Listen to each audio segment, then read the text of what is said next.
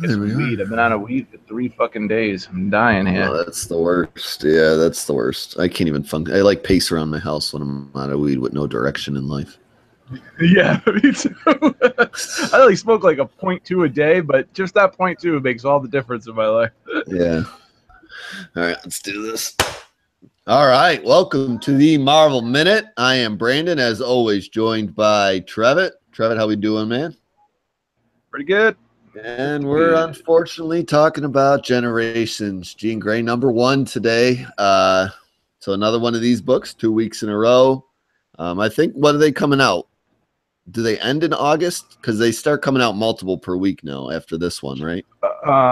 No, because there's I've seen an ad in every Marvel September book this week. Yeah, because Iron Man's coming out in September. Wolverine's next week. I know that, but all right.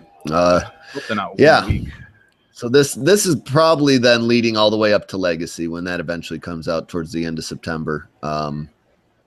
So yeah, this is like, I don't know really what to call it, kind of like placeholder series. Just kind of like, supposed to be filling in gaps, and we're gonna get into it here. Jean Grey Generations ended up beating out Venom verse #4.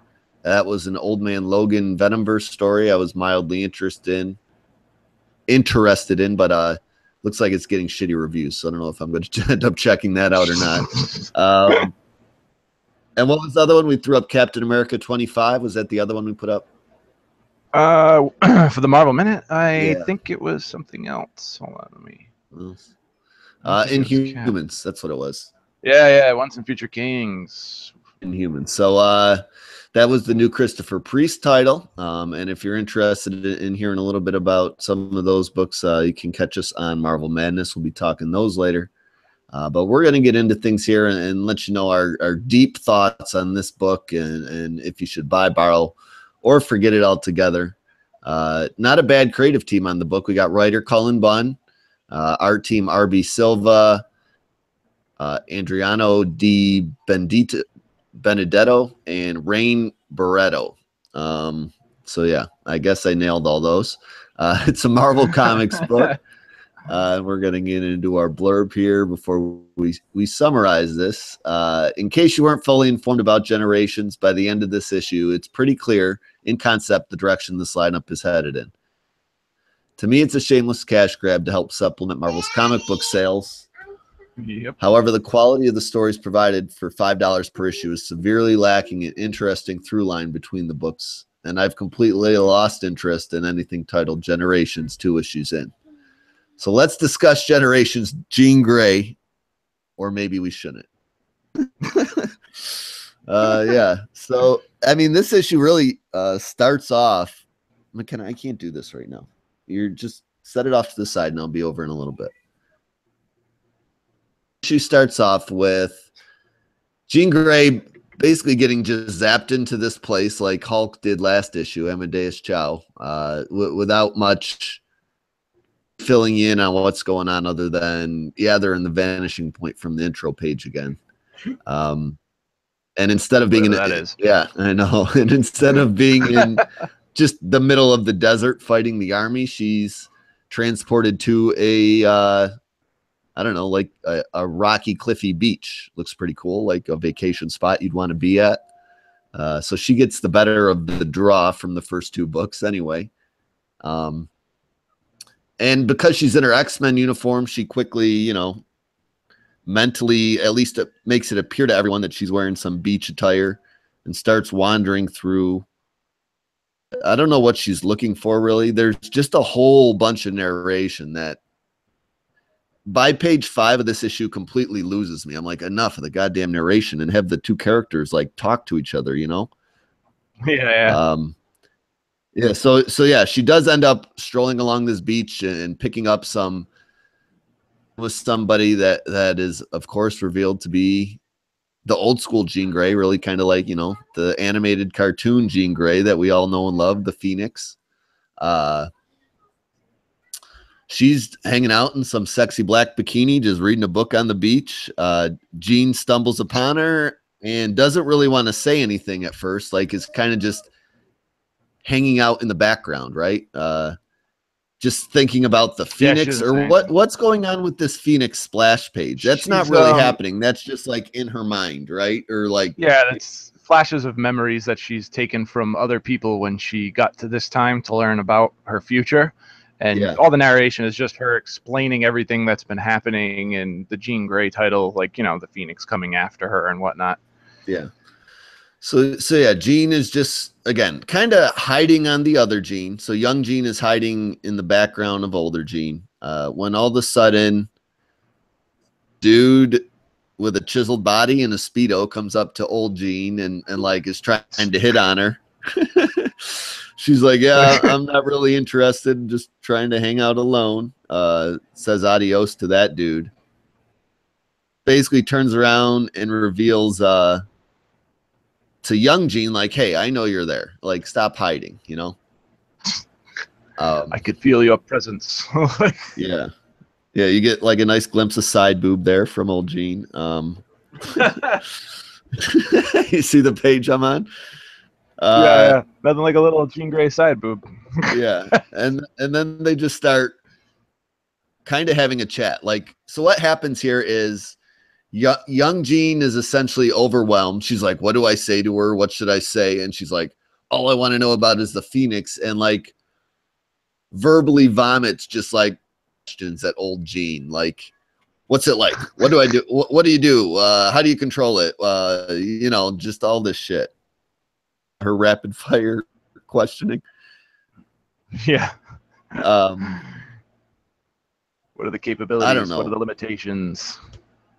Yeah. Like, I like the Superman reference. Is there like a radioactive rock that makes it weak? Like, yeah. I picked up on that. So yeah, then old Jean is just like not really refuses to answer any of the questions, but it's just like, this isn't the place to talk about this. And she's like, are you hungry? Let's go to lunch.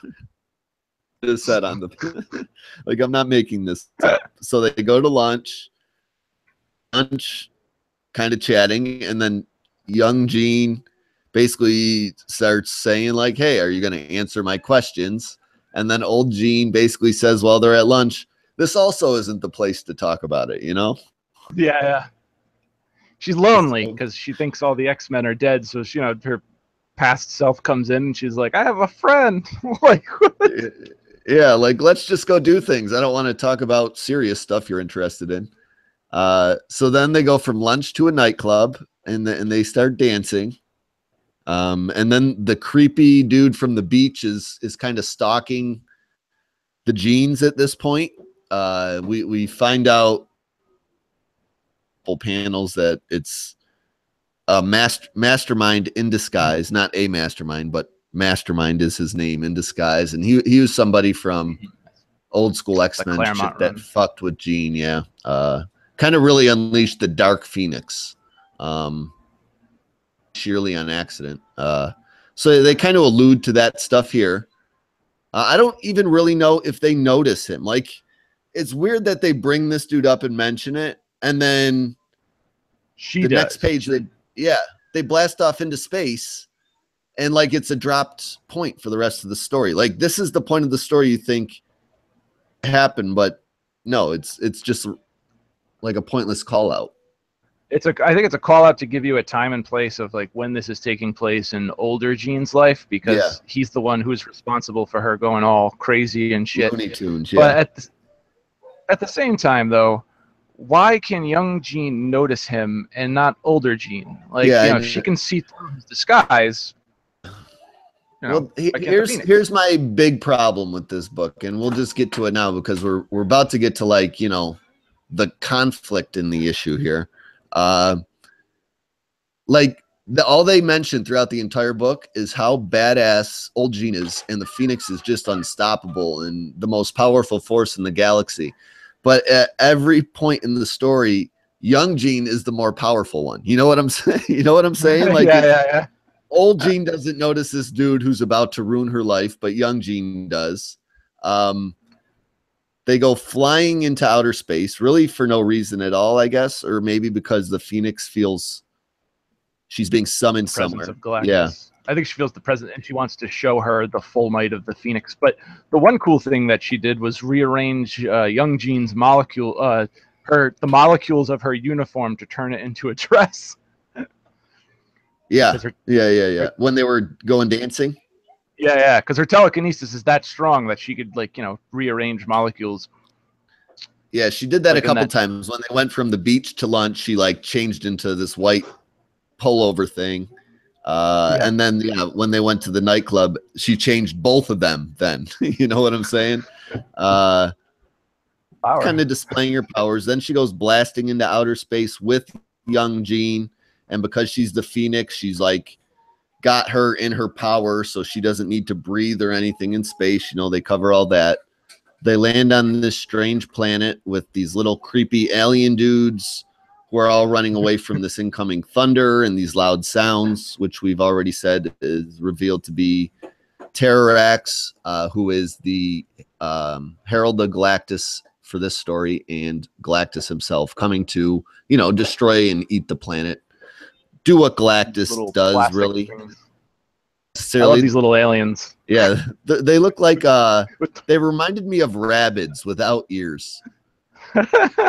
You know what I'm talking about? I love that you can see the brains right through their heads. Yeah. That's the one difference too. They're see-through, and you just see their brain, like in kind of like all the same expression of terror on their faces. They're running away. So old Jean decides to, her power. She whoops Terrarax's ass and like just annihilates him. And then because she does that to Terrarax, Galactus takes notice to her. She's too busy talking shit to Terrarax to notice Galactus is kind of sneaking up on her, which is weird to say because he's fucking like 9,000 feet tall. And then just kind of like they have a quick 1-2, like Jean gets a blow in, and then Galactus absorbs it and punches her and really knocks her kind of out of the fight. And then young Jean just basically sucks everybody's energy and channels it into a blow that knocks Galactus out. I wasn't aware she could do that.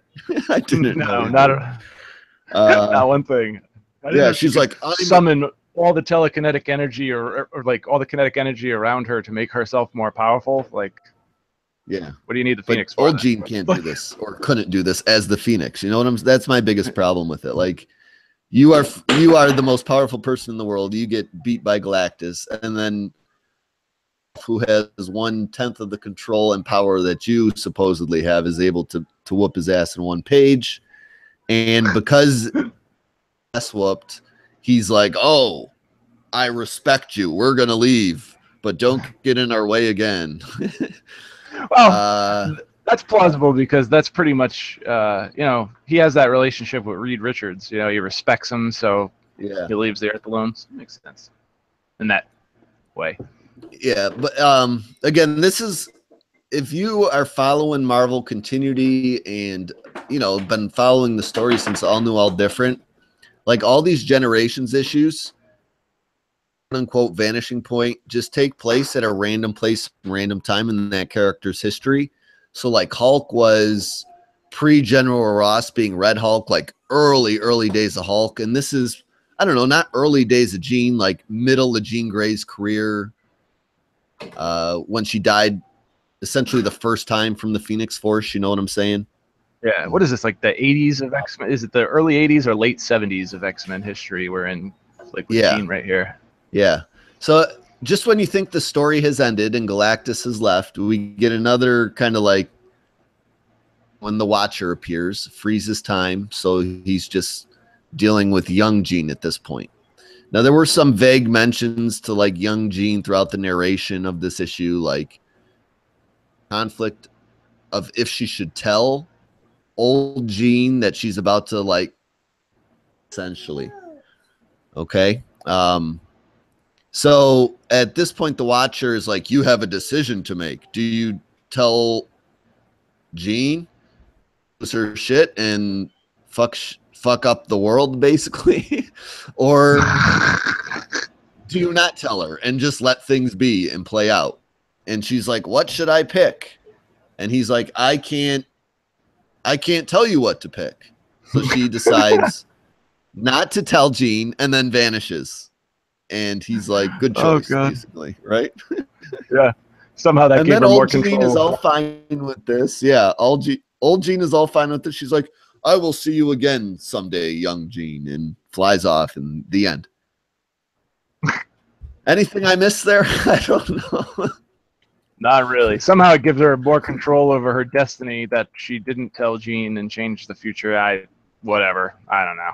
Cullen Bunn did the best he could. Yeah. Like I feel like the cliff notes for the writers in these Generations issues was have two characters meet from the most time in that character's history and say nothing, have a fight, end the story. You know what I'm saying? Like, I don't know what the fuck these books are. I don't want to be like a dick and just like say we're not giving people the choice to vote for these issues anymore. And maybe we will put one vote down the line, but I think we've decided we're not going to put these in the vote anymore because they're hot trash and we don't want to read them or be forced to read them any longer. This is like Convergence level nonsense, really. Oh yeah. So yeah, as far as buy, borrow, or forget goes, forget. Like the art was definitely good. It had its moments and some cool things happened artistically, but the story really, through no fault of Cullen Bunn's, was just not very good. I wouldn't recommend at any point spending $5 on any of the Generations issues from the 2 that I've read so far, unless you absolutely love everything about like these characters. And I'm a Spider-Man fan, and I don't want to buy the Spider-Man one. You know what I'm saying? Like it's come to that point. Not to mention Marco Rudy's doing the art. Yeah, and it's a shame because like there's good creative teams on these, but even teams aren't putting out good issues. So you're just like, I don't know what this is, and I'm not interested. So it's a forget altogether for me. I don't really have anything positive to say about it except art. I like the art. It's really like just I could do without wasting the 20 minutes of my life to read it. The cool Terry Dodson variant cover. Yeah, like the covers are cool, and I don't know, if you flip through the pages, you can stare at some cool art, but don't read the story because it's just not worth it. What do you think? You got anything else to add? I mean, I don't know what to say about this book. Well, I like the art. RB Silva does X-Men Gold, and I think his art here is better than it was in any of the issues he did for Gold.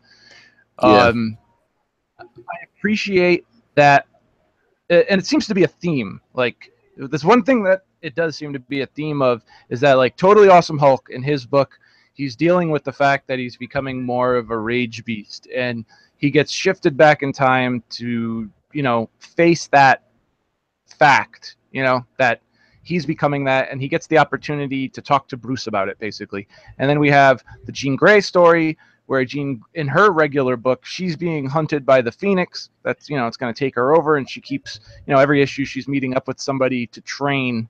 Like Thor teaches her how to battle. Psylocke is teaching her how to make kinetic weapons.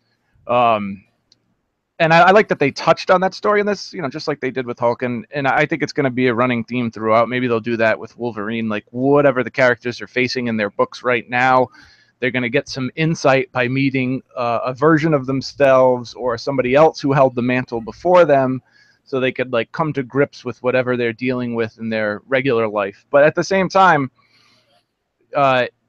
it's not good. I appreciate what they're trying. I really appreciate what they're trying to do. It's not like, it just seems so damn pointless because there's nothing here that couldn't be happening in their regular title.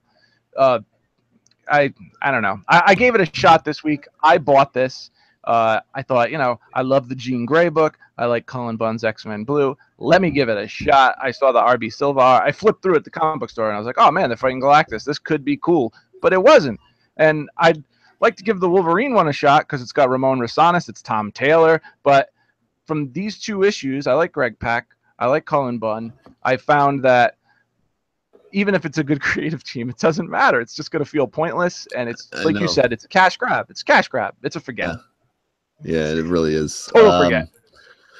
Yeah, I don't know. Like I wanted, before this whole little mini event, I guess you could call it, kicked off, like I was all on board for the Wolverine and the Spider-Man one, and the other ones I was like, you know, I'm just two different Captain Marvel ones. I'm good, you know, like shit like that. So they had me for $10, you know, just reviewing these first two together. And you know, there is a mild interest out there, it feels like, but